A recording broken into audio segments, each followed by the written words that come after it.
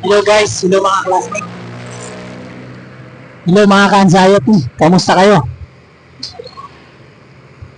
Maraming salamat na naman sa ating mahal na Panginoon sa buong maghapong gabay sa trabaho, no? Pauwi na ako ng bahay, no? Kwentuhang anxiety tayo. May gusto lang akong i-share sa inyo na tungkol sa anxiety motivation, no? Mga pampalakas ng loob lang.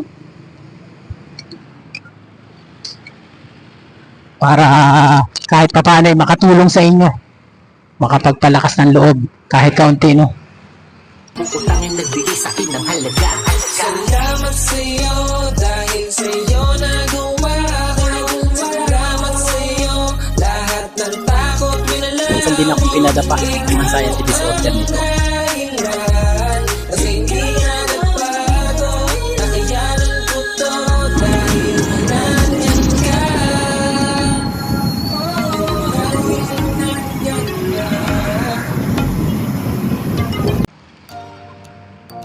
Bago ang lahat, ako nga pala si Kuya Arnold. Dati ako nagka-anxiety disorder, no? Pero na-overcome ko na ito. Ito naman na yung ibinabahagi ko sa inyo, yung aking sariling karanasan sa anxiety disorder. Guys, punta na tayo sa topic natin, no? Napakahalaga ng ginagampanan mo. Ikaw mismo, no? Kung nakararanas ka ng anxiety disorder, napakahalaga ng ikaw mismo. Sa'yo nakasalalay ang lahat eh. Sa'yo nakasalalay ang lahat ng paggaling mo, no? Hindi ko naman sinasabi na ikaw lang ang makakapagpagaling sa'yo, no? Pero ito, no?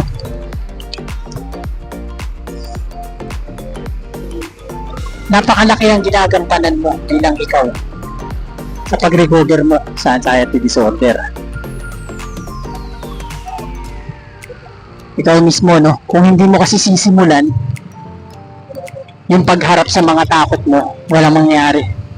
Patuloy kang matatakot, patuloy kang hindi makakalabas sa shell mo.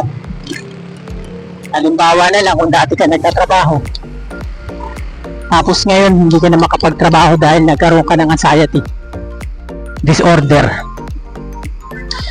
Napakalaki ng papel na ginagampanan mo bilang ikaw, no? Kasi kung hindi mo sisimulan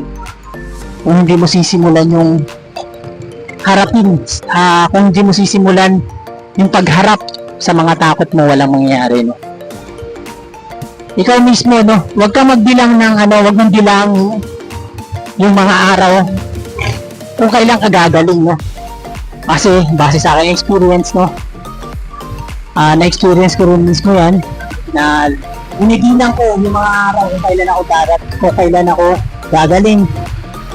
Pinakikiramdaman ko araw-araw kung may recovery na ba, which is maling-mali, no?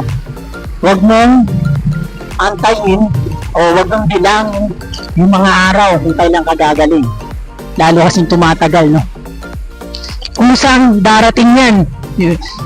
Kusang darating yan yung mawawala na yung mga takot mo. Kusang darating talaga yan, no? Harapin mo lang araw-araw, no? At syempre, ang gabay mo, ang mahal na Panginoon. Magtiwala ka sa Kanya. Ikaw mismo ay malaki ang papel na ginagampanan, no? Huwag kang matakot. Sa tulong ng Panginoon na darating at darating yan. Pagsubok lang yan. Darating at darating na magagawa mo ulit lahat. Ako na mismo nagsasabi, no, hanggat hinaharap mo araw-araw yung mga takot mo, patuloy ka sa buhay mo, no? Sabi nga nila sa GC, no, laban lang, sabi nila laban lang daw, no? Siyempre yung pagdarasal natin araw-araw, paglaban yun sa anxiety. Yung araw-araw mo na pagharap, panlaban yun sa anxiety. Pagharap ng araw-araw. Ngayon, yung mga sintomas na yan, pag-aanin mo lang, no? Nandyan sa una, talaga matatakot tayo. Pero darating yung time na mawawala lahat ng takot mo.